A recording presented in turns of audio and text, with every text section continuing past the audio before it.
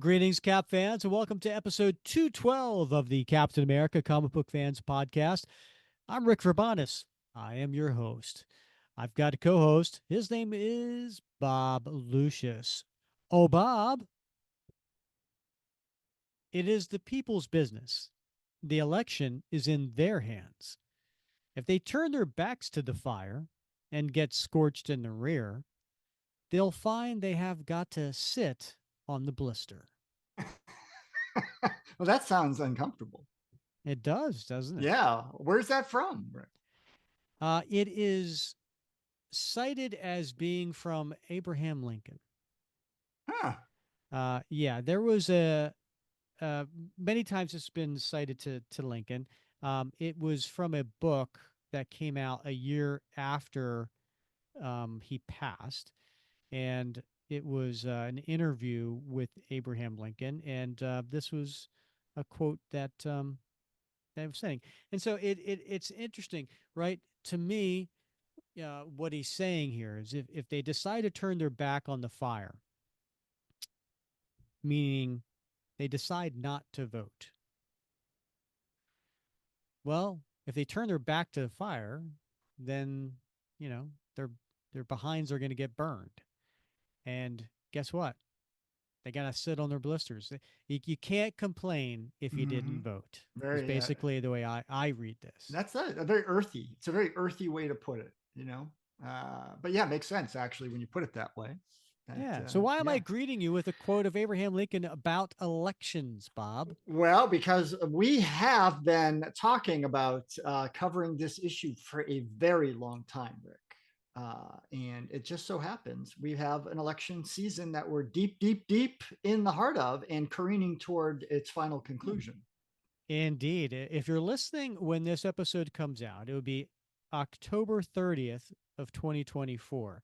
Now, typically, when we have an episode that comes out October 30th, we would probably do something that ties in with Halloween. But this year, we decided to tie it in with the election because the election is merely days away. And if I had to guess, Bob, if I was a betting man, Bob, I would say sure, the election's November 5th, but we're not going to know who's going to be president for some time after that. That If is I was a true. betting man. If you were a betting man and a man who studied history at all, yeah, you would probably correctly surmise that it will Yeah. be at least several days, if not much longer, until we get clarity on who in fact won.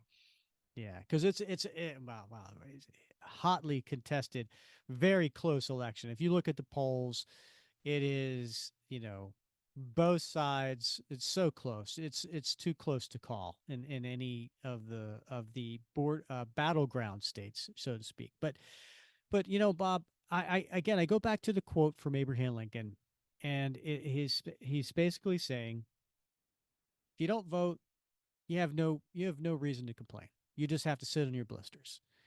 And so, what would Cap do, right?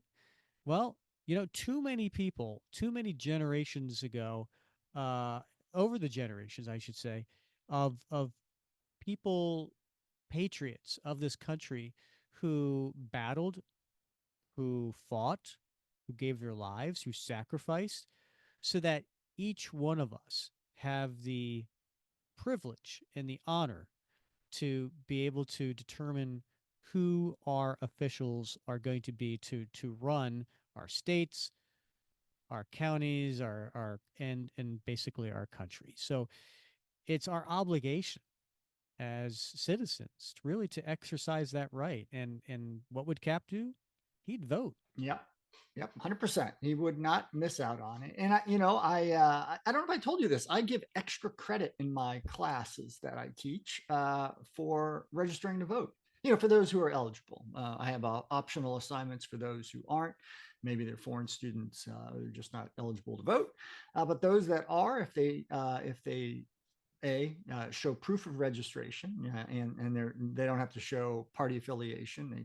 They can redact that or black that out, but they show proof of registration, and then they have to write me a short essay that explains to me why they think exercising the right to vote is important. And the courses I teach are around sustainable development. It's about living sustainably for us, but also for the generations to come, and basically developing wisely. And so, how is voting an important part of that sustainable mindset?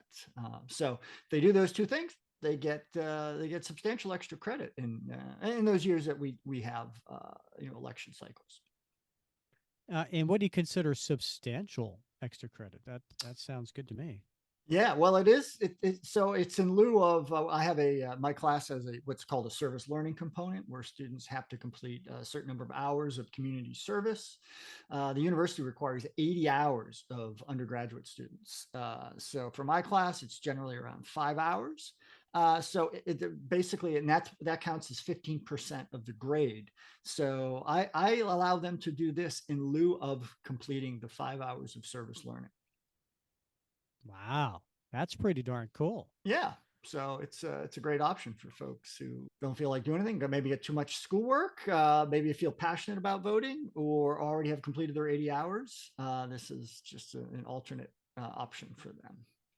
So my daughter is 18. So this will be her first election, and so she's already registered. She already has, I think, her ballot. Because I actually signed up for back in COVID to be mail-in voting, and I Mm-hmm. haven't changed it. So I still do that. I just get my mail-in Sure. vote, and then I fill that out, and then I actually go to the area that I can vote, and I go to the box that you put it Yeah. in. It's basically like a mailbox, right? And Yeah. I physically put that in. I don't put it in the mail.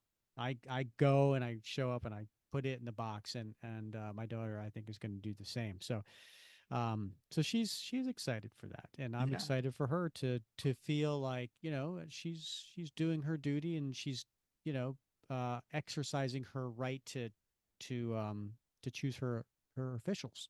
Yep. I think it's important, right? It's having some skin in the game, have being a stakeholder, and having that mindset. And I actually volunteered. I've done it before, and I volunteered this year to be a poll worker, but they didn't need me. So they had sufficient volunteers, which is great. It tends to be, I don't know if you knew this, but in communities where there's a lot of retirees, um, they generally have no problem filling the ranks of poll Yeah, workers yeah, because they generally step up. You yeah. actually get a little bit of a stipend, which is nice, but most of them don't do it for the stipend. They just do it because they have the time and they want to be involved, and they believe in this sort of thing.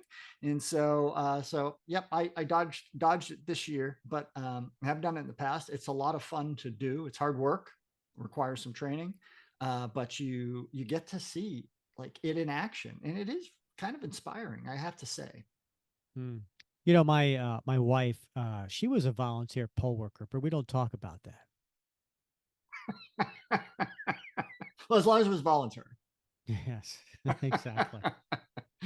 Yeah, and so Bob, we are covering today a political comic, and w- I've been very hesitant to keep going back to the well of the Roger Stern, John Byrne era because there was only 9 issues, Bob, Right. Yeah. and so we know that once we get through them, we're done. And so I try to save them for special occasions. And I thought this was a special occasion. So we're going to actually cover today Captain America 250. And this came out in 1980. And it is a special story that basically has Cap as a potential candidate for president of the United States. So we're going to cover that in That's today's exciting. to set the time period for 1980.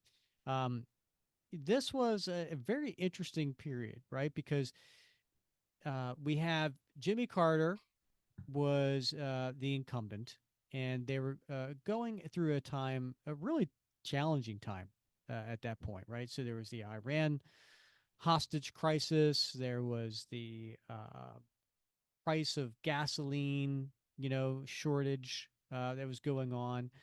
The country was, it was struggling at that time. Mm-hmm. And a lot of people, when the country is struggling, they point to the person at the very top, right? That's Sure. easy Yeah. scapegoat. Easy target. Yeah, easy target. So um, Jimmy Carter went up against a new comer to the scene. This was I think the governor of California, former actor Ronald Reagan, and Ronald Reagan was seen as a smooth talker with some interesting policies, and was able to really capture the heart and the the uh, just really was what's the right word, charismatic, Yeah. right? Sure. And Yeah. was able to really win over America and during this time. So it was an interesting because prior to that, we didn't really see actors and entertainers as politicians. Maybe there was somebody at some point Hmm. before that I'm just not coming to mind, but Ronald Reagan really was the first one, and so we talk a little bit about that in today's comic. Yeah.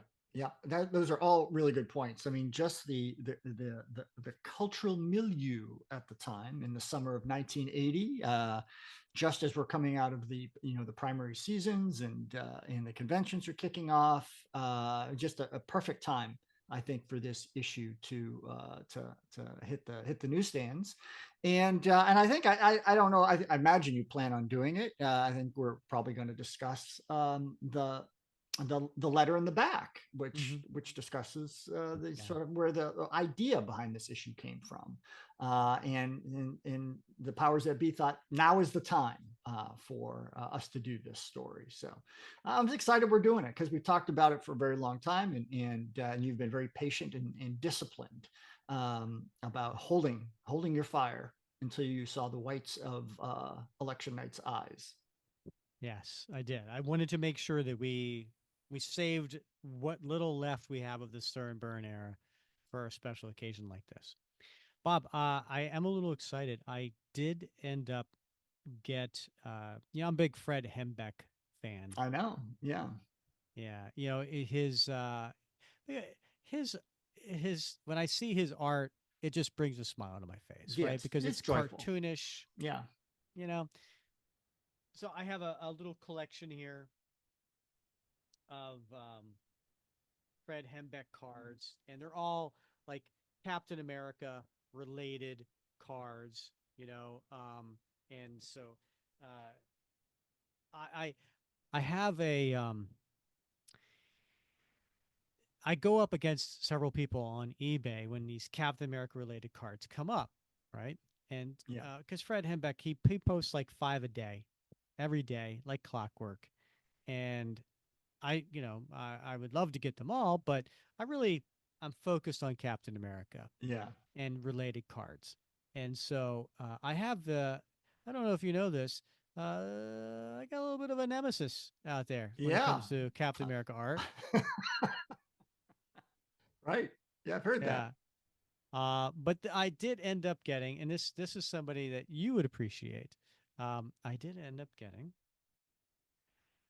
Oh, Uh, that's awesome. yeah, a little Nick Fury. Yep, that's great. Yeah, I finally got him. I Yeah. finally got him. You know why I got him? Yeah. Do you know why? No, I don't know why. Because Alberto Gonzalez already had him. Because if there's a card out there that we Yeah. both want, Yeah. I don't end up getting it. Yeah. No, no. So luckily, Alberto already had that one, so I end up getting this. So, Rick, if the listeners weren't aware of it, you recently had a birthday. Yes. I mean, by the time this comes out, it was 2 weeks ago. But Well, that's yeah, recent. yeah. 52 So weeks in a year. So, that's okay. That's a good point. Yeah, my birthday was October 15th, and so, um, my wife did a really fun job, amazing job. She's so thoughtful, so sweet. Um, uh, Saturday night, we got together a little surprise dinner with a couple other couples, and had a really nice time. And then my actual birthday was on a Tuesday, so I worked all day and come home, and we went out for dinner.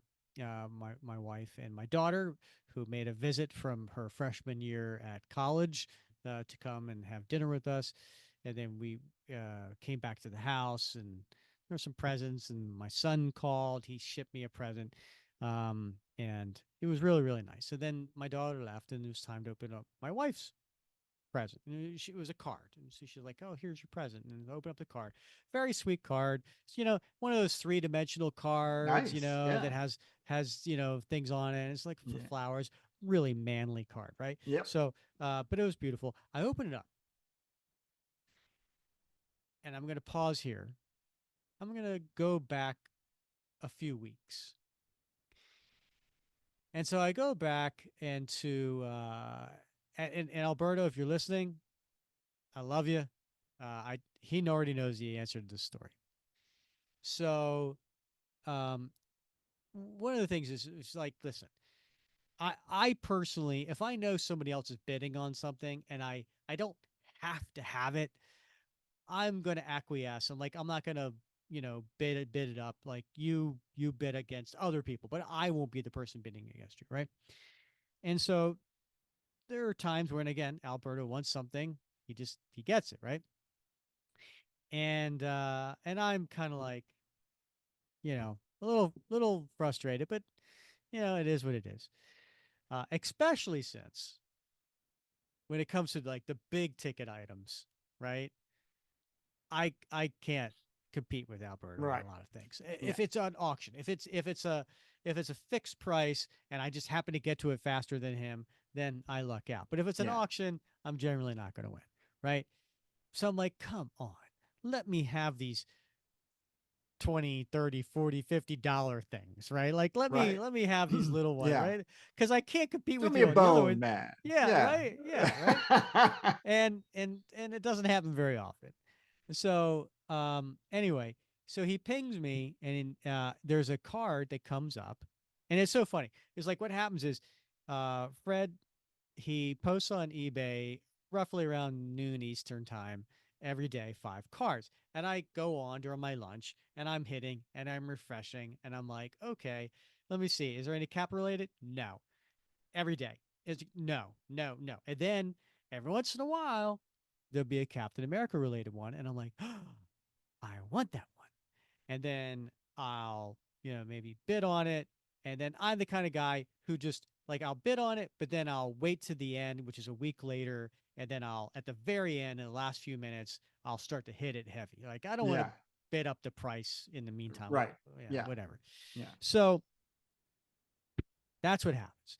And then Alberto, and it was Baron Heinrich Zemo, Mm. right? Like Yeah. I have Helmet Zemo, Yeah. right? I have the dad, Yeah. but I don't have. That, Oh, I'm sorry. the other It one. was the other one. Yeah. I have Helmet, but I Yeah. don't have. I don't. I have the dad, but I don't have the son. Got it. Okay. All right. So that one comes up, and I haven't seen it in a long, long, long, long time. Uh-huh. And so Alberto's like, "Oh, by the way, I'm going to be bidding on this," and I was like, "Really? Well, guess what? I'm going to be bidding on this." And the last few I've kind of acquiesced to you, like this Yeah. character and this character, but like what? I'm going for this one because I Yeah. really want this one. And he's like, "Well, I got news for you. I'm going over what my normal limit is." And I'm like, "Oh, crap."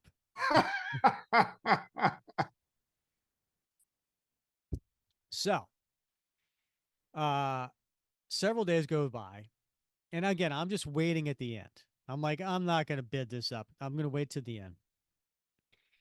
And all of a sudden, in the day of, I see the price escalates, and then I see Alberto counters, and then it escalate, and Alberto counters, and I'm like these cards generally you can get them for less than $100, right? And I'd love it when you can get them for 20 or 30, but it's now 50, They have gone 75, up. Yeah. 100, Yeah. and I'm like, all right, I guess I'm out of this one. And I'm seeing it on the day of, and I actually am following it during my lunch, Yeah. the last remaining minutes. And I'm like, this is getting juicy, but I'm Yeah. out. Yeah. And it's like at 150, 160, 175, 180. And I'm like, holy crap. Like, I haven't seen one go up this high in forever. It's Baron Zemo, but Yeah. whatever. So uh, it ends. And Alberto, he pings me. He's like, did you get it? And I was like, no, man, I dropped out a long time ago. Yeah. I was like, he's like, yeah, I dropped out at like 177. And like at that point, it was too much for me. And I was like, all right, well, you know, but then in the back of my mind, I'm going, crap. He didn't get it. That means I got to go up against them the next time this comes up, like a year from now. I'm like, Right. I can't Yeah. win. Yeah. Anyway, so I think you know where this story's going. Yeah. Fast forward, and I open up the card from Meg, Yeah. and there's a picture of the Fred Hembeck Baron Zemo.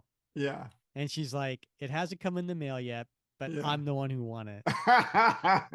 And I That's was like, awesome. oh, I had a big smile on my face. I was Yeah. like, you're the best. She's like, I knew, like, when you told me that you were going up against Alberto and you weren't going to get it, I knew it was going to get to a price that you would never pay for something for yourself.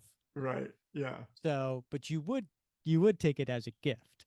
Yeah. And I was like, yeah, yeah, you're right. That's You know me awesome. so well. She knows me so well. That's awesome. That's fabulous. Love, right? That's great. And it's even sweeter because she outbid Alberta. Sorry, Alberta. Exactly. Great story. All right, Bob. Should we get to today's comic? We probably should. Yeah.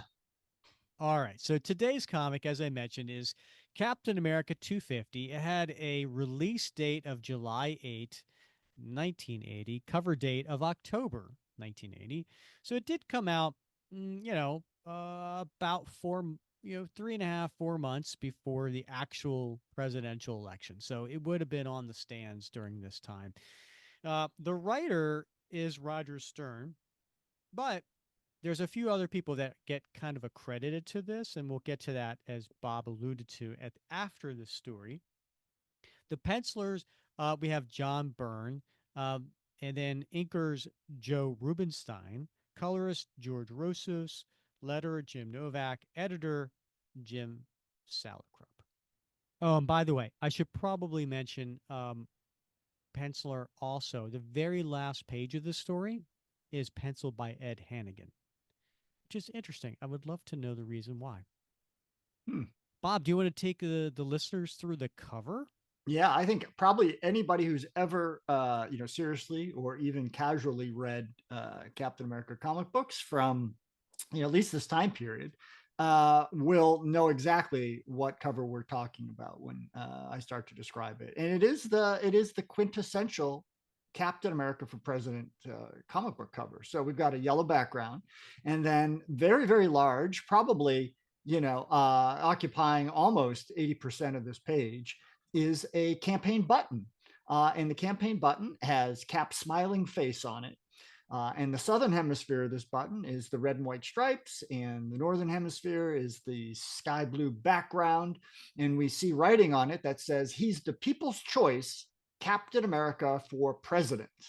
So, and it's great in its detail, because not only does it show the campaign button, but it actually has the pin back drawn onto this button. So, it looks like an actual campaign button. And I can't believe they didn't produce these at the time as some sort of giveaway. I've never I seen know, one right? if they How had, cool but would that have been? it would have been cool. It'd still be cool. Still be cool to do. And they're just it's just an amazing piece of art. And some lucky bugger owns this cover someplace. But it Yeah, is a classic cover. it really is. Love this cover. All right, so let's get to the comic itself. I got to pull mine. Now, the other thing that's on this cover, Bob, you forgot to mention. Did you know that you could win a Toys R Us shopping spree? Oh man, the things I could I could get, you know? It says grand prize minimum value $3,000. I got to tell you, $3,000 of toys right today would be amazing. But Yeah. 44 years ago, 3,000. Imagine what that would have bought you. Oh my gosh. There's some good toys out back then too. Can you do the Toys R Us song? I can't, Rick. I can't. I just remember I don't Jeffrey. want to grow Grow up. up. I'm a I'm a Toys Toys R R Us Us kid. kid. Right? Yeah, there it is. Jeffrey the giraffe. Uh huh. Yeah. All right. We had a Toys R Us right down the street from my house here until when what was it, about 3 years ago, they closed shop, Yeah. went out of Well, business. I live in central slash northern New Jersey, and the Toys R Us headquarters was maybe 45 minutes from me. Oh, wow. Yeah. Yeah. All right. We open up, and it is not a splash page. It is actually four panels, and because there's a lot of action going on, so we want to get right into it. And so what we see here is the inside of a hotel. I wouldn't say a hotel room, but it probably is. But it's a very large room if it is, and it has it's kind of like a banquet room, I would say, because you see tables there with some dress skirts and so on. And there's a table that is overturned, and apparently it's kind of facing towards the door that leads into the room, and you see some people hiding behind it with weapons. You see a guy holding a woman. How would you describe this woman, Bob? What's she wearing? She's got purple go-go boots, Rick, and a purple bow tie, and what looks to be like a one-piece bathing suit of the same color. So it gives a real sort of Playboy bunny vibe.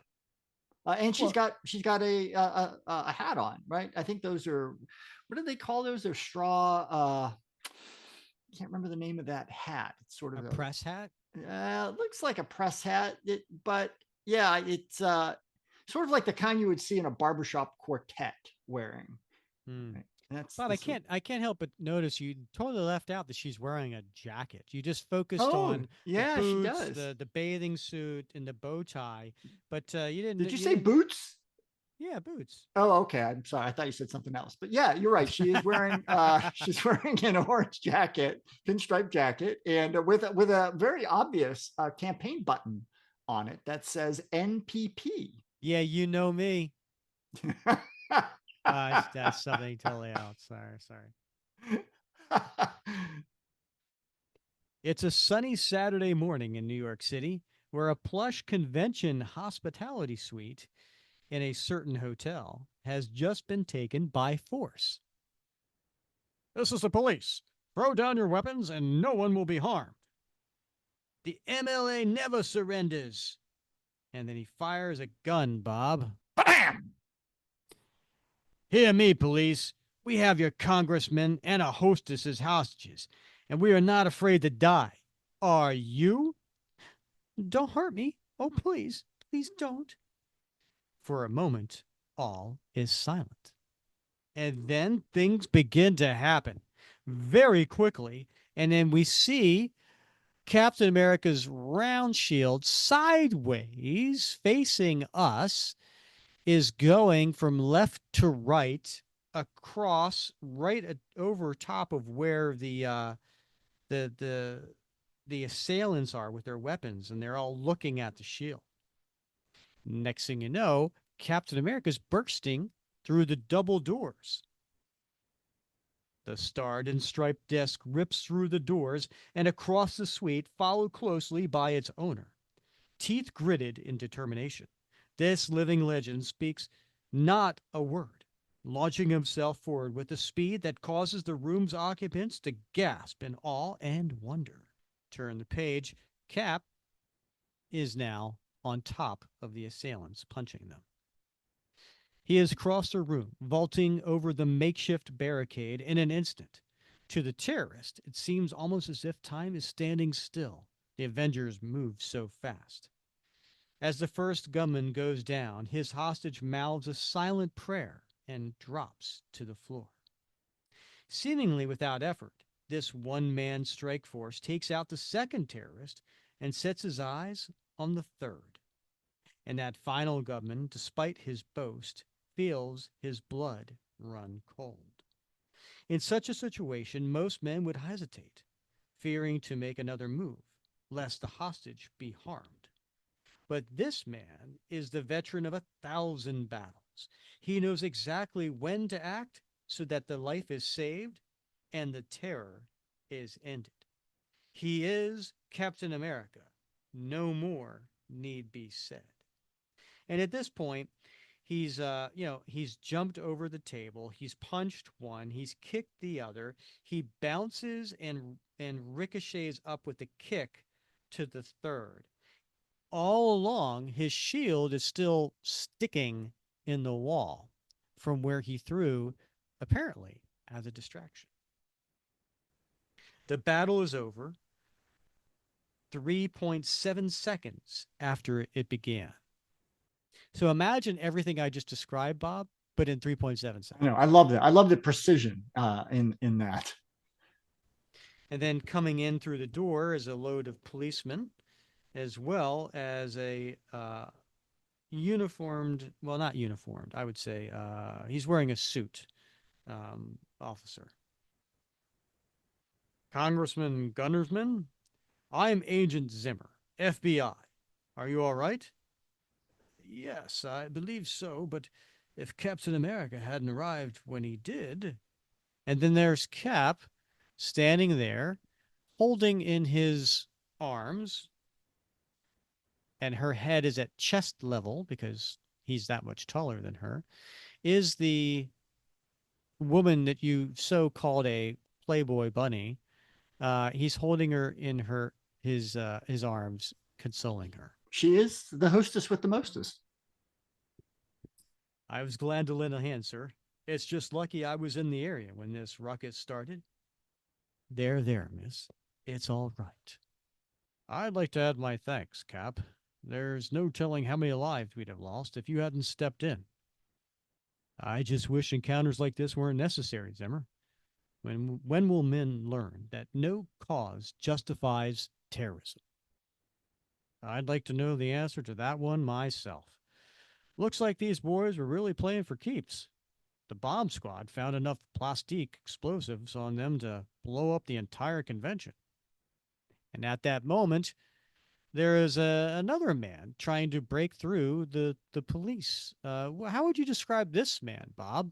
You know, he's a shorter gentleman and a little portly, dressed in very bright garish clothes. So he's got an orange shirt and an orange tie, and I think like a green vest, and his jacket is green as well. It looks to be sort of a greenish plaid jacket, and he's wearing square glasses. He's smoking a cigar, and he's got a little bit longish hair, but it's sort of feathered back around the ears. So what you might expect, from maybe I hate to say this, but he looks like maybe a bit of a flim flam man. And how old would you say he is? I'd say he's probably, this don't. This is very personal to me, but I think upper 50s, early 60s. Bob, I would say he's probably younger than that. But back in 1980, Yeah, I'd say that's probably what a 50-year-old looked you're like. probably right. My dad probably looked like that. I think, when I show my son pictures of my dad at like age 50, he's like, oh my gosh, he looks, looks a I lot know. older than that. I Yeah. know. I know, Yeah. right? Yeah. I look at pictures of my dad when he was my age right now, Yeah. and yeah, he looked a lot older. And I'm not saying I look young because I don't think I look young, but they looked older is Sure. what I'm Yeah. saying. They certainly did. Yeah. Yeah. Excuse me, let me through. Sorry, sir, but unless you're with the convention. Sonny, I am the convention. Cap, this is a real honor. A real honor. Yes, sir, I'm Samuel T. Underwood, the NPP convention chairman. The new Populist Party owes you a great debt. In fact, I'd say the nation owes you, sir. And that's what NPP stands for, New Populist Party. and he's just shaking Cap's hand vigorously over and over and over again. I owe the nation, Mr. Underwood. It's been very good to me. We may have our problems, but we're still the land of the free. By golly, it sounds good to hear someone say that with conviction. Could you come say hello to my staff? It would mean a lot to them. Well, I suppose I could, if I'm not needed here. We can handle the cleanup, Cap. Go on ahead. I'm not ashamed to say that meeting you was a big thrill for me, Cap. You know, I could still remember the old path newsreels of you in action during the war. You know what that is, Rick? You know what he's Yeah, referring to? tell the listeners, Bob. Well, the old French Path company, Pathé, I think, was one of the first and most popular manufacturers of photographic equipment, particularly motion picture equipment. And so a lot of those old Wait, newsreels, are these the talkies, Bob? well before the talkies, actually. Yeah, Oh, okay. they did silent pictures as well. And then they did get into the talkies. And so a lot of the equipment used to make those newsreels that you saw, because that's where people went. They went to the movies to watch, to see the newsreels before the show. Those were made with Pathé equipment. And so there's actually, if listeners are interested, there is a website, I think it's called British Pathé, and it is yeah, it's www.britishpathe.com, and you can watch all the old World War II newsreels. So they've got them broken out by Oh, how military and cool. leadership and industry. It's really a fun site to play with. Yeah, thanks for that. I'll check that out. So we get to the next page, and Cap is still walking with this man down the hallway, and he continues to just go on and on and on. And to finally meet you in the flesh after all these years, boy, it just does my heart proud. Well, Mr. Underwood, Sam, call me Sam. Everybody does. Well, here we are. Underwood pushes open the door, and boys, I want you to meet the fellow who probably saved our hides from a bunch of terrorists, Captain America. Come on, Sam. Who are you kidding? Charlie, he's not kidding. It's him. It's really him, Captain America. It sure is. Cap, I want to thank you. You saved my platoon a lot of grief at Anzio. I was in the big one too, Cap, with Patton's boys.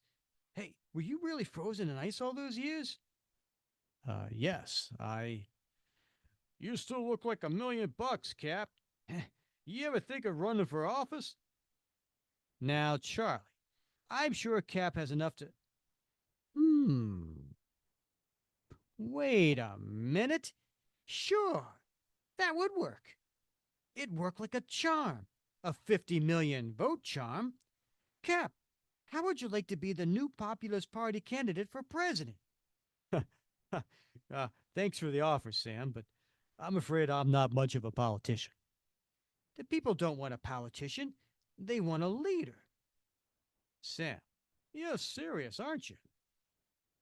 You're darn right I'm serious. Look at us.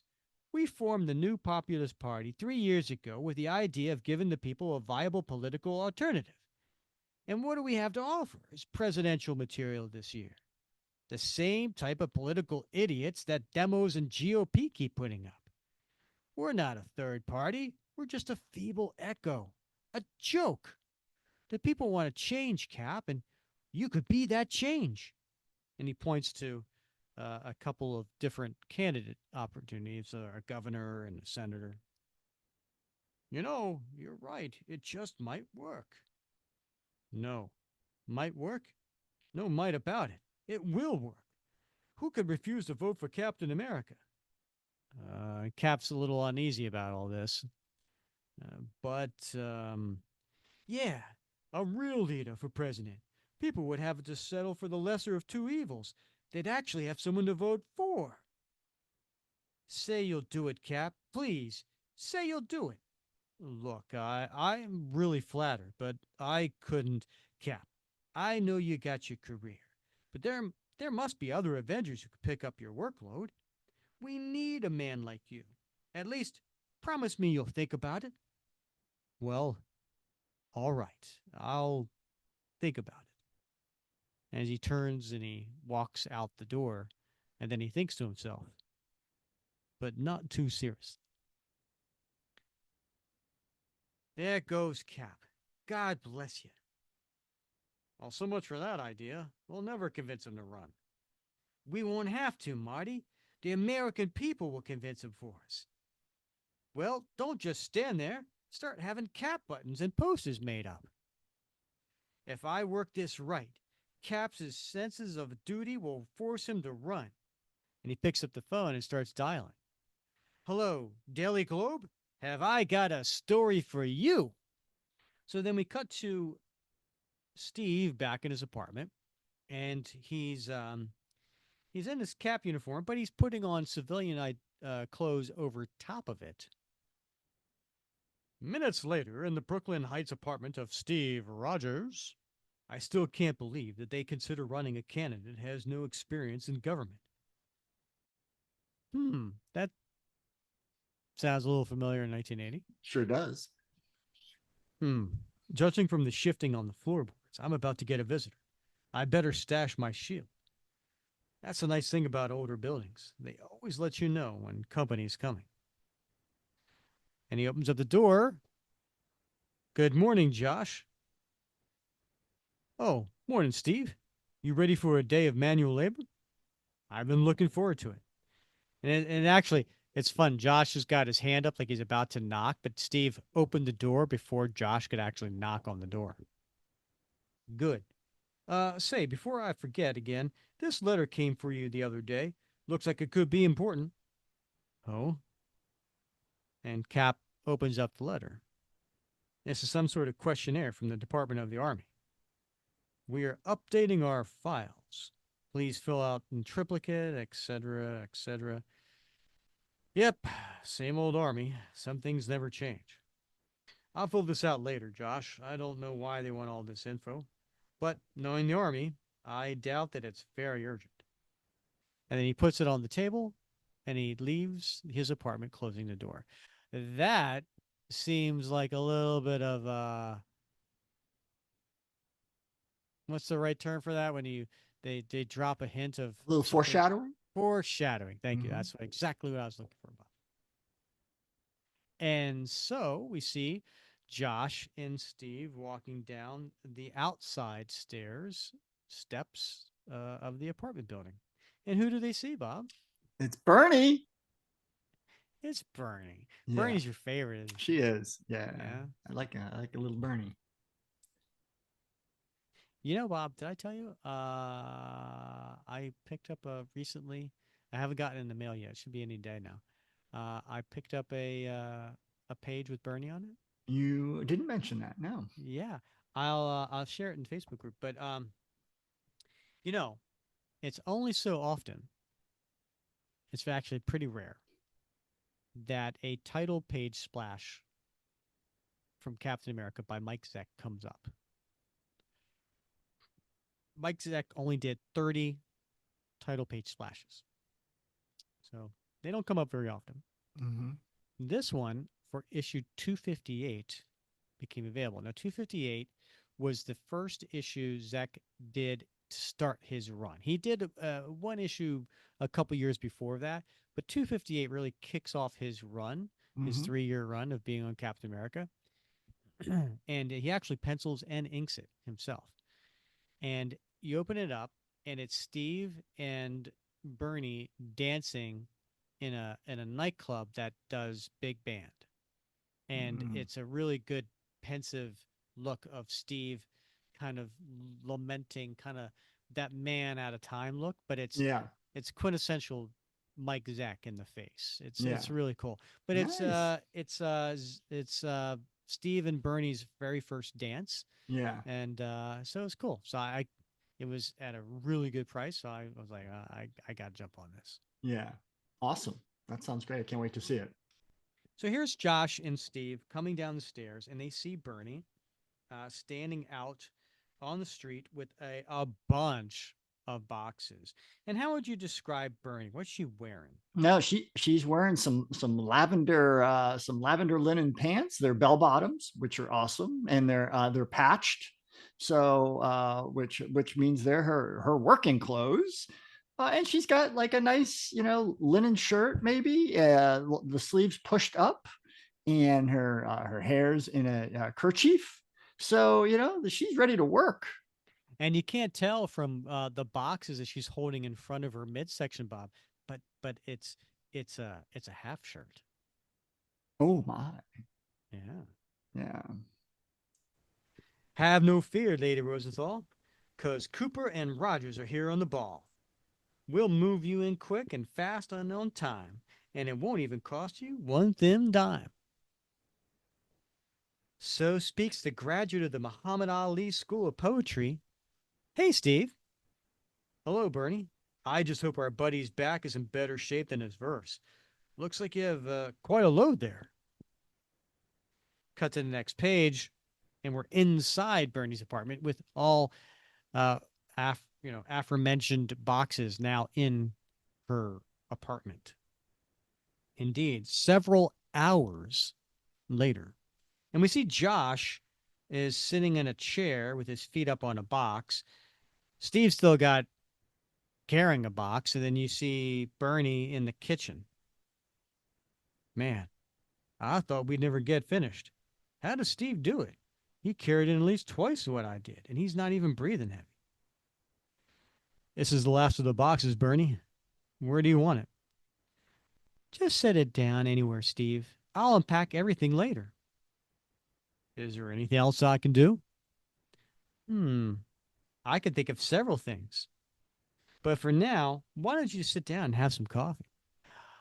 Was that a little flirting, It Bob? sounded like it to me. Yeah, I would have taken it that way for sure, especially with Bernie. The coffee inspires conversation, and the conversation turns toward the inevitable topic. Yeah, I always thought local elections were more interesting than national. Who do you like for Congress, Steve? I'm embarrassed to admit it, but I'm not sure who my congressman is. Me too. And I used to be so political in college. I'll say you were the original campus activist. Who is it, Bob? It's their other friend, Mike Farrell. And what does Mike Farrell do, Bob? Well, he is a fireman, I believe, Rick. I believe you're right. But what do you say we continue this debate over Chinese food? Hey, is that the famous Mike Farrell? Nice to see you, man, now that everything's been moved in. Sorry about that, Coop. But I was involved in another political discussion down at the firehouse and lost all track of time. You talking politics? I don't believe it. You're the most apolitical man I know. Normally, maybe, but when I heard the news, news? What news? And we turn the page, and it's a big, giant, one panel splash of Farrell holding up the front of the Daily Global newspaper. What's it say, Bob? There's a headline, and it says "Cap for President," and I think the tagline says "Third Party Biggie says Avenger to run on independent platform." Oh, that's right. You've been moving all afternoon. You haven't seen the headlines. And Steve looks at that and he reacts, what? And then it goes on to say, exclusive to the Globe story on page 3. And then it gets into the credits for this particular issue, Very Bob. clever. You want to Yes. read the credits? Go ahead. Sure. Exclusive to the Globe. Story on page 3 by Roger Stern. Photography by John Byrne and Joseph Rubinstein. Typography by James Novak. Special color section inside by George Russo's. The People's Choice commentary on page 31 by Donald Perlin and Roger McKenzie. Plus, our back pages by E.J. Hannigan. Back pages being the last page. Yeah, right. And so Steve takes the newspaper from Josh and or Mike Farrell, I should say, and he's reading it. Oh no, I never dreamed that Underwood would do this. But Mike and Josh continue the conversation. Evidently, this new pop party has Cap half convinced to be a candidate. That happens. I just might vote this year. You telling me you usually don't vote? Afraid so, Coop. Heck, there's never anyone worth voting for. But if Cap runs, I see what you're saying. I know I'd vote for the man. And Steve questions that. You would, Josh? You'd actually vote for a man who's basically anonymous, who wears a mask? Hey, better than voting for some crook who doesn't wear a mask. Well, uh, sure. Cap has a reputation for honesty, but what does he know about foreign affairs or energy or inflation? Oh, Steve, what do any of the candidates really know about those things? Wouldn't it be just great to have a president you knew you could trust? And Steve Rogers finds himself nodding reluctantly. The next morning finds an unusual amount of activity taking place in front of the Avengers' Fifth Avenue mansion. There, a crowd of reporters, cameramen, and passerby await the arrival of one man. Here he comes! Bring up the cameras, fast! Hav, signal the station. I want to go live with this. Cap, will you be announcing your intentions? What are your views on the Mid-East? What about OPEC? Do you think Soviet expansionism is just a scare issue? I'm here at the Avengers Mansion where Captain America has just arrived amid great pandemonium. Gentlemen, ladies, please.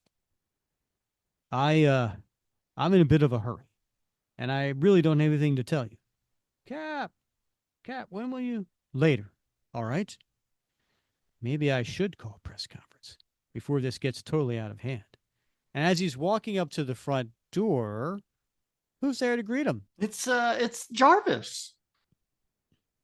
Hello, Jarvis. Any world shaking menaces on schedule for today? Cap asks, hoping for anything to take him away from all this. No, Master Cap, but there are a number of telegrams for you. What's a telegram, Bob? Oh, the old days of telegrams, right? Yep, it's basically a letter that you could send over the wire communications, and they type it up for you on the receiving end and hand it to you in an envelope. Hmm. What's this? The Republicans want me to be their candidate? And and the Democrats too? This is unbelievable. Jarvis, is the world going crazy? What's next? And then who comes hopping in, Bob? The Beast. It's the blue furry beast, Yeah. a member of the Avengers and former member of the X-Men. And he's singing, Happy days are here again. Hiya, Cappy. I heard the good news, You and know, that was the campaign song in 1932 for FDR. I do know that. Yeah. Yeah. Happy days are here again. Da, da, da, Chicken in every pot. Oh, that was yeah. Hoover. I heard the good news. I'm ready to hit the campaign trail.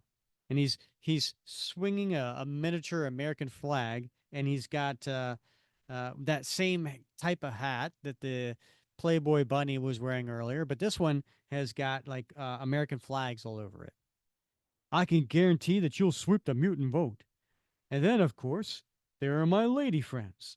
Their votes alone should carry New York. Oh, no. And Cap just plants his face in his hand, and he's just smiling. He's like smirking away. Yeah. Beast, I'm not a candidate. Not yet, maybe, but you will be. Won't you? Why ask me? And Cap just walking away with his hands in the air. I'm only the man who's supposed to be running. Who'd have thought so many people would believe that they read in the Globe? If anyone needs me, I'll be in the library. Next page, and Cap's heading into the library. And who does he see? Well, we have Iron Man, and we have Wasp and Vision. And not just any Iron Man, it's the classic Iron Man. It's the red and yellow Iron Man in the classic Vision, his green and yellow outfit. But not necessarily the classic Wasp because, she changes her outfit like all the time. What outfit is she wearing? Well, I'm not all that familiar with this outfit, Rick, but it is a white bodysuit, but her left leg is bare and her right arm is bare, and it's white with blue trim, and it's got sort of a neckline that spells W. Well, Iron Man, Wasp, Vision. Good morning, all. What brings you here this morning? Actually, we were discussing you, Cap. And he's holding a newspaper. Arguing is more like it, Iron Man. You're just in time, Cap. They were ganging up on me. And the Vision, who's sitting in a chair very pensively.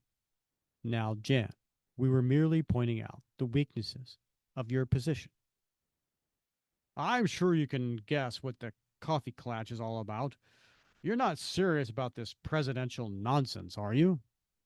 Well, I'd hardly call the presidency nonsense, but you tell him, Cap. He's probably jealous because they didn't ask him. That is hardly a rational conclusion, Wasp. After all, our man has asked to step down as Avengers chairman. I hardly think has public office in mind. Oh, I was just teasing, Vision. And then I like these next three panels because what we see is Byrne showing just actually a third of Cap's face, and we don't even get to see his nose, right? And we just see uh, his expression as various Avengers come up behind him over his shoulder, offering their unsolicited opinion. Come on, Cap. You of all people should know better than getting mixed up in politics. You know the kind of red tape and corruption you'd be faced with. Yes, I know. Oh, don't listen to him. You're just the kind of man this country needs. People look up to you, respect you, trust you. When was the last time we had a president like that? Cap smiles. Thank you, Jan. But, and then Vision adds his 2 cents. The question is not one of respect, but of qualifications. You are a man out of time, Cap. 1940s solutions will not work for today's problems.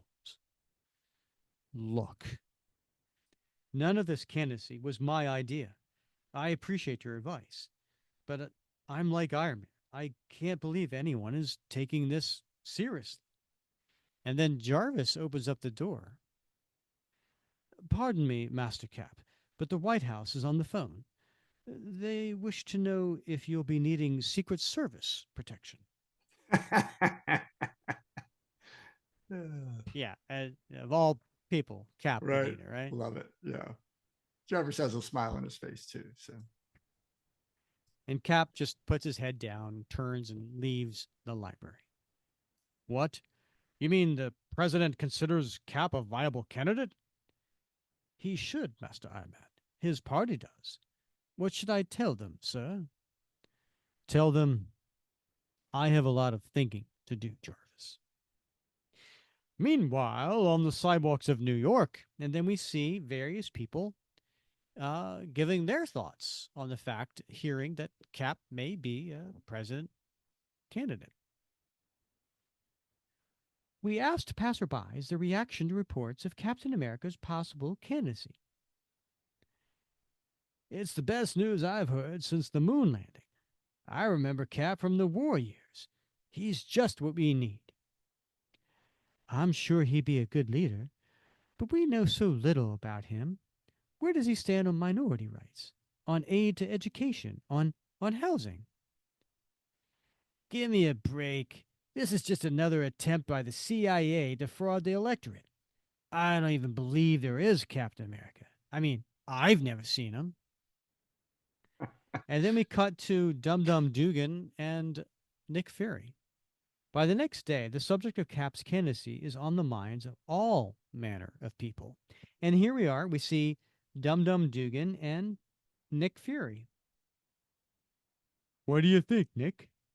Dum Dum, I think I better make sure I'm registered. And then we see Daredevil. Well, he'd probably make a better president than Foggy made a district attorney.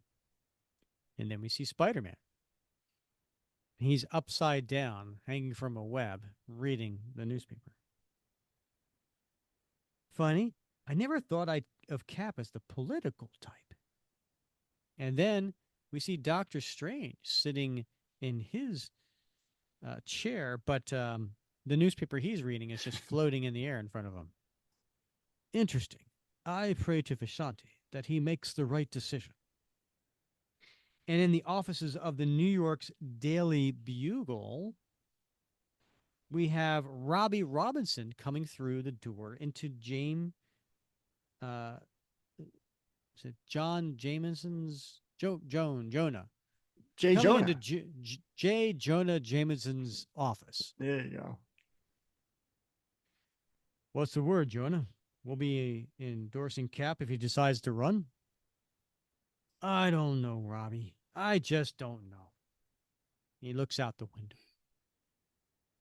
Cap's a good man, but you remember what happened when movie stars started running for office? It was like opening a floodgate. It seems like they were all running for something. If Cap should run, Lord knows who else would.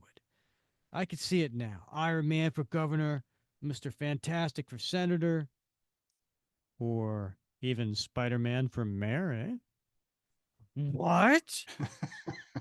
And the look on Jay Jonah's face. His eyes aren't even going in the same direction. You're right. Yeah.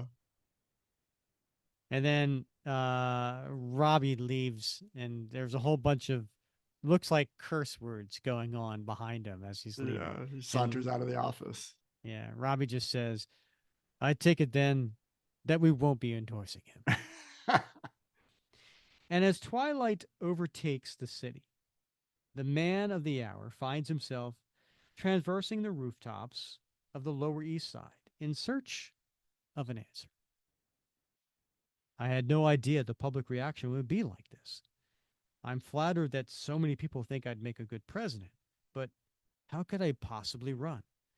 I finally gotten my private life sailing on an even keel. If I were president, it would be like assuming a new identity. There'd be no time for Steve Rogers or Captain America, just Mr. President.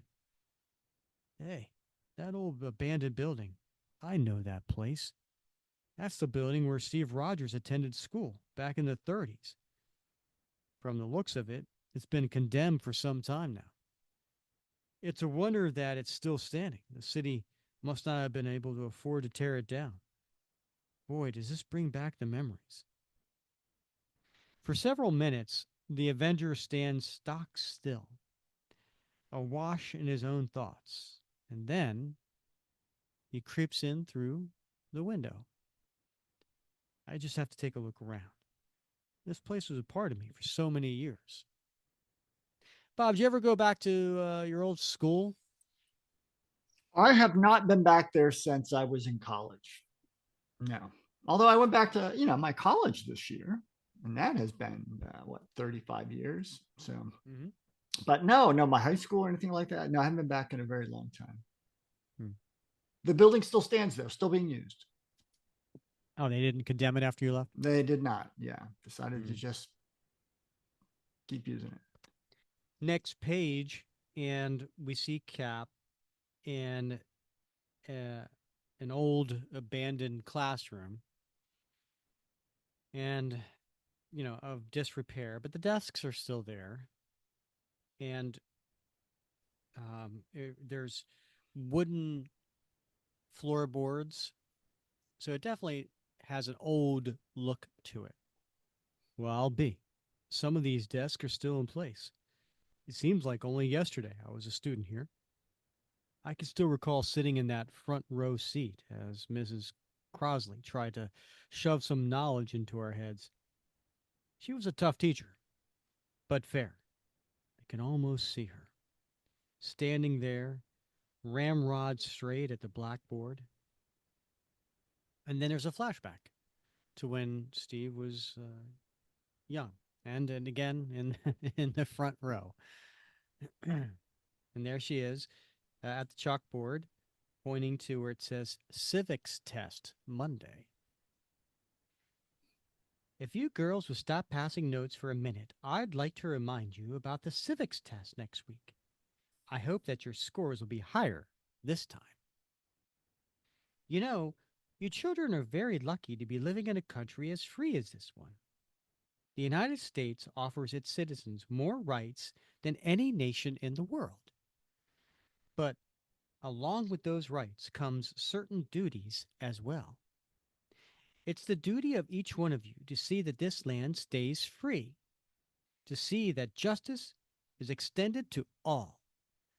Now, I know that many of you, your family, and are having a hard time making ends meet, and things may well get worse before they get better. But I have faith that they will get better, just as I have faith that you will come to the aid of your country when duty calls. I pray that you do the right thing, the brave thing. Please don't let me down. And Cap stands there looking at a shadow of his old teacher. I I won't, Mrs. Crosley. The country has been very lucky to have been blessed with women like Edna Crosley. I pray that we never forget them or the lessons they taught. We all have our duties to fulfill. I knew that when I first put on this uniform, and it's never been truer than it is today. I better call Mr. Underwood. There's a very important speech I have to make. Scant hours later, all the nation's television screens suddenly flash with a similar message. And they're at the convention center. There's a line of people waiting to get in, and there's a huge crowd inside. We interrupt our regular programming for the following special announcement. Here at CBS correspondent Charles P. Irwin in New York. I'm outside the site of the new Populist Party's first national convention. We were informed just minutes ago that the man known as Captain America will be addressing the convention this evening. Speculation, of course, is that the renowned war hero will announce his 11th hour candidacy for.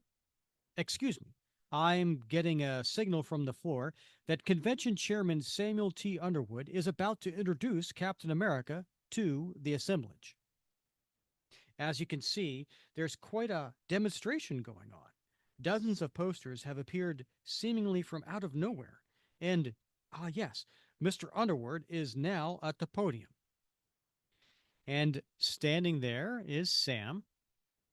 And behind him is a huge illustration of Captain America. Ladies and gentlemen, honored delegates, my fellow Americans, this is the proudest moment of my life. But more than that, is a proud moment for the nation. It is my great privilege to introduce to you at this time a man who, more than any other, exemplifies what is good about this land of ours. A man who is truly a living legend, Captain America. The arena erupts into a great cacophony of cheers and applause. It is several minutes before the red, white, and blue Avenger can make himself be heard. Friends, please, may I have your attention? What I have to say will not take long, but I hope it will be meaningful.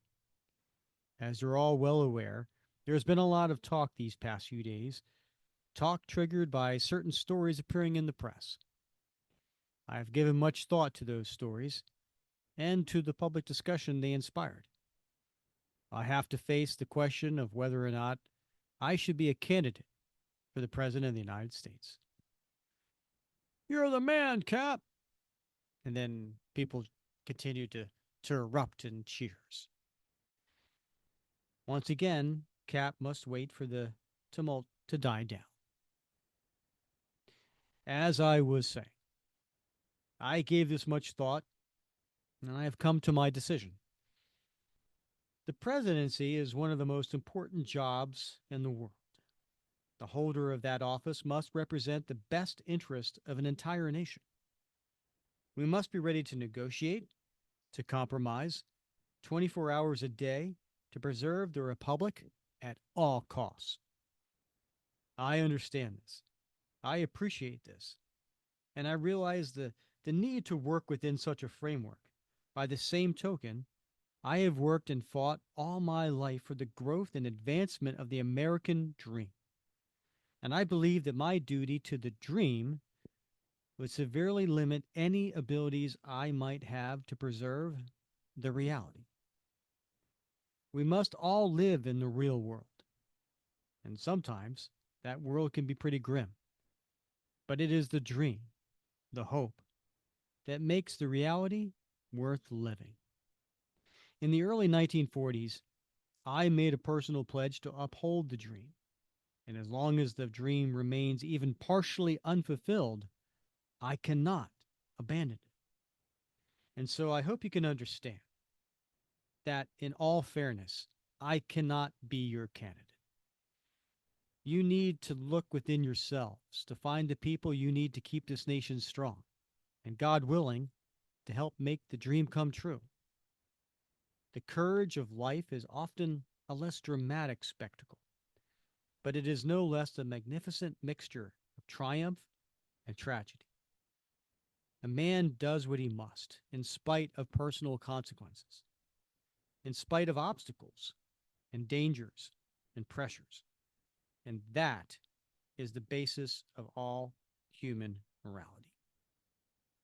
And by the way, Bob, that last quote, starting with the courage of life, that was from John F. Kennedy. Wow.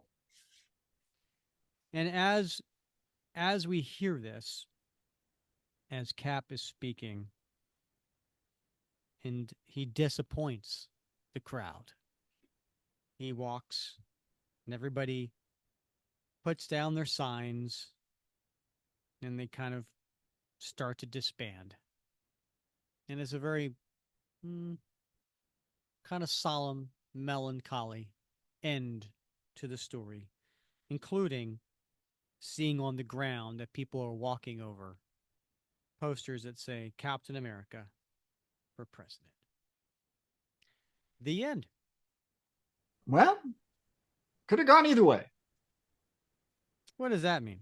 Well, the nice thing about this, try to think of when this first came out, right? I mean, we didn't know what issue 251 was going to be about. And so, right up until the end, right, the last couple pages, this really could have gone either way. We didn't know how to interpret his interpretation of Mrs. Edna Crossley's advice from 1931 about doing your duty and stepping up and being brave and courageous. And when he got to that stage, just could have easily led to a couple of years, 4 years of Cap being president.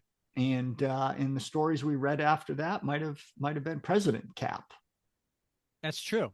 In fact, before we get into this issue, I want to add one other element, which is in the letter column, and it's written by the writer, Roger Stern.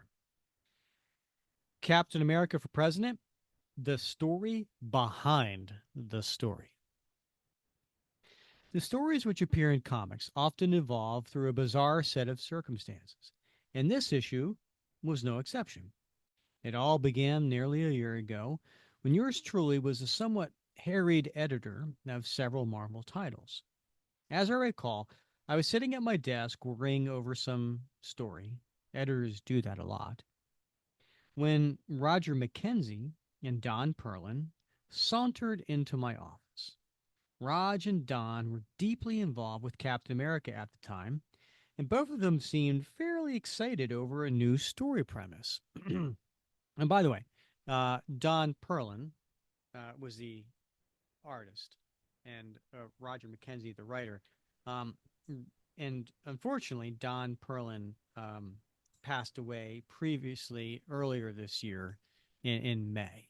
But he was a very old age in his 90s. So, um, but I digress. Don's come up with a dandy idea, drawled Mr. Mack in his winning Kentucky way. We want to run Captain America for president. Sounds interesting, I replied. But won't it be a bit of a downer when he loses? That's just it, Mackenzie chortled in triumph. He doesn't lose, he wins. And we have the next 4 years worth of stories set in and around Washington, D.C. I'm not certain, but I think my jaw hit my desktop. You can't do that. That's too much of a distortion of reality. I don't know who's going to win the election, but I know that it won't be Captain America. You're asking the readers to suspend their disbelief beyond the usual bounds of comics, or the usual bounds of Marvel comics, anyway. I gibbered on like that for a good 5 minutes. Shucks, I guess we can't do it then. Raj and John shrugged and left. Time passed, seasons changed, empires struck back. What's he referencing there, Bob? Yeah, I would hope he's referencing The Empire Strikes Back. Didn't that come out in, was it 78? 1980. Was it 80? Oh Yeah, my it was gosh. 1980. 77 was the original, right? Yeah. Yeah. And I found myself writing Captain America, the book I had edited for nearly 2 years, teamed with my old compadre, John Byrne. Predictably, John and I ran up huge phone bills, coming up with new ideas for Cap. Remember those, Bob? Phone bills? I do. Yeah. You're, I remember uh, going through phone bills line by line, in the house, going, all right, who owes this? You know, I was like, all right, I didn't call this number. Who called this number? Oh, Right. wait, wait, you spent Yeah. 22 minutes calling this long distance What number. All are right, these collect calls? yeah, Rick, what are these 1-900 numbers? Oh, right. That's for information. Yeah. Things were starting to gel nicely, but we had one major problem: what to do for issue 250. We knew that we didn't want to do a double issue extravaganza retelling Cap's origin in minute detail, if for no other reason than the fact that Cap's 48th anniversary issue, which is 255, was fast approaching, and we had definite plans for that. Eventually, John and I got together at New York Eatery and, with Jim Shooter and Ralph Macchio in attendance, tried to come up with an idea worthy of a 250th issue. Well, asked John, when will it be on sale? July, I replied, checking the schedule. You know, we could almost do Don and Mac's Cap for President story. That is convention time. Why don't you? Asked Jim. I was just kidding, Jim. Cap isn't really the type who would run. I know, said Jim. And that would be the whole point of the story: why he won't run. John and I looked at each other, looked at Jim, looked at Ralph, and the ideas started to fly. Along the way, I mentioned to Raj and Don that I had gotten a story idea from of theirs that I had rejected. To their credit, neither of those gentlemen inflicted bodily harm upon my person. As a matter of fact, they seemed almost delighted. Still, more recognition is due Misters Perlin and Mackenzie for coming up with the Furschlunger idea in the first place. So, let the word go forth to every hamlet, village, and shopping mall that were it not for Don Perlin and Roger Mackenzie, this issue would not have been possible. Thanks, guys. That's one I owe you. Roger Stern, New York City, March 24th, 1980. Hey, that's pretty cool. So you were dead on, Bob. Like, we Hmm. could have had a story for 4 years. We didn't know when we first read this how it was Right. going to go. And which way it would turn, right? So I'd like to talk about this story just for a minute. Hmm. I do really appreciate Jim Shooter coming up with that question. You know, why? Why would Cap not run? And the story that Roger Stern came up with at the end there, where Cap got out and gave a one of his speeches, and this was a good one, about he represents the American dream, which is not the American reality. And I think that was important. I think it was important to note that even Cap recognized the difference between the American dream and the American reality. Right. And because that sometimes comes up, sometimes a um a criticism of Captain America is he's not realistic. He's a dreamer. He Mm. thinks about, the country that doesn't exist, never existed, never will exist. But that's part of the reason behind what Cap does, right? Is we have to have a North Star. We have to strive for something. And it's even better in my mind that Captain America recognizes that it's not the reality. Hmm. And I like that about this story. Yeah, I think that's spot on, Rick. Yeah, your insights, I think, are, as I said, right there. It's aspirational, right? Cap is an aspirational figure. The American dream is aspirational, and he recognizes that you can't be both, right? You gotta, being a politician is about compromise. It's about incremental, evolution. It's not radical, evolution, right? You got to build consensus. You got to bring people along, and to do that and to be that aspirational North Star, those are two very different jobs, and they may not be commensurate, right? They just, maybe he felt like he couldn't do both. Uh, he might have been a great president, but he's more, his role is that aspiration, that sort of person we look for, towards, to set the example and to tell us what we're capable of becoming, is just as important as being president. Well said, Bob. All right, so let's get into favorite panels. I go first on this particular one, and I'm going to go with the aforementioned speech we just talked about. So the second to last page, the very last panel, it's the one, Cap standing there, and he says, "We must all live in the real world, and sometimes that world can be pretty grim, but it is the dream, the hope that makes the reality worth living."